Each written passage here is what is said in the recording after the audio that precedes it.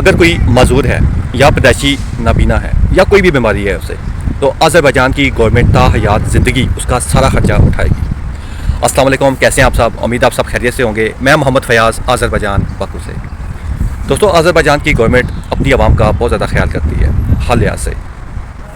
ان کی پالیسیز اتنی اسٹرکٹ نہیں ہوتی کہ ان کی عوام پہ بوجھ پڑ سکے، برڈن آ سکے، چاہے وہ ٹیکسز کی مد میں ہو، چاہے وہ ٹرانسپورٹ کی مد میں ہو، چاہے وہ فوڈ کی مد میں ہو۔ آذربائیجان کی گورنمنٹ اپنی عوام کی بہت زیادہ کیئر کرتی ہے۔ اس میں دو ان کی ایسی پالیسیز ہیں جس سے میں بہت زیادہ اٹریکٹ ہوا ہوں۔ یہ دو پالیسیز ایسی ہیں، اس پہ پہلے نمبر پہ ہے کہ اگر کوئی ان کا آذربائیجان کا شہری ہے، اس کے پاس یہاں کی نیشنلٹی ہے، اس کی ایج 65 ایئر ہوتی ہے، تو اسے یہاں کی گورنمنٹ پینشن دینا شروع کر دیتی ہے۔ ایک معقول پینشن ہوتی ہے جس سے وہ اپنا گزر بسر کرتا ہے۔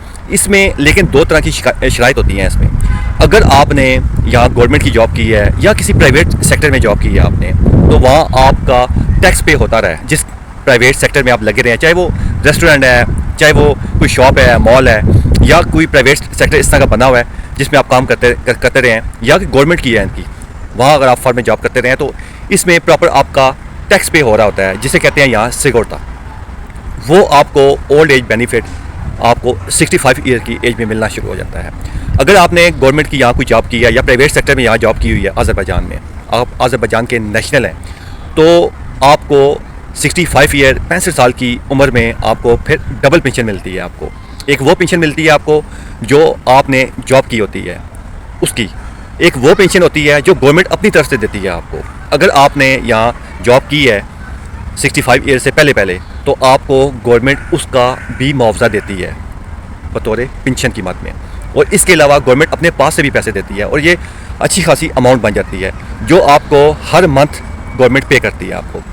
یہ اتنا بڑا بینیفٹ ہے عام عوام کے لیے، جو کہ 65 ایئر میں جب انسان جاتا ہے تو وہ جاب نہیں کر سکتا۔ وہ ایک ایسی سٹیج ہوتی ہے جب انسان دوسروں کا محتاج ہو جاتا ہے، بڑھاپا آ جاتا ہے انسان پہ، اور وہ جاب نہیں کر سکتا۔ تو اس سال میں پھر اس وقت گورنمنٹ کی یہ پالیسی ہوتی ہے کہ اسے گورنمنٹ ایسے معقول پیمنٹ کی جائے کہ یہ اپنا زندگی کا گزر بسر کر سکے۔ آذربائیجان کی عوام، موسٹلی عوام، چاہے اسے گورنمنٹ میں جاب ملی ہو یا پرائیویٹ ہو، وہ کام کرنا ضرور پسند کرتے ہیں۔ اس کی کیا وجہ ہے؟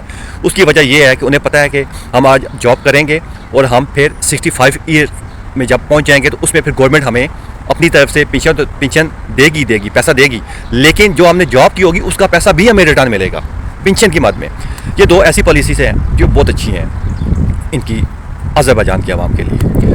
دوسری ان کی پالیسی یہ ہے کہ اگر کوئی بچہ پیدائشی معذور ہے یا بیمار ہے، کوئی بھی اسے بیماری ہے، تو گورنمنٹ اسے پر منتھ پے کرتی ہے۔ گورنمنٹ کہتی ہے کہ یہ ہماری جوابدہی ہے، یہ ہماری رسپانسبلٹی ہے، ہم اس کا خیال کریں گے، اس کی کیئر کریں گے۔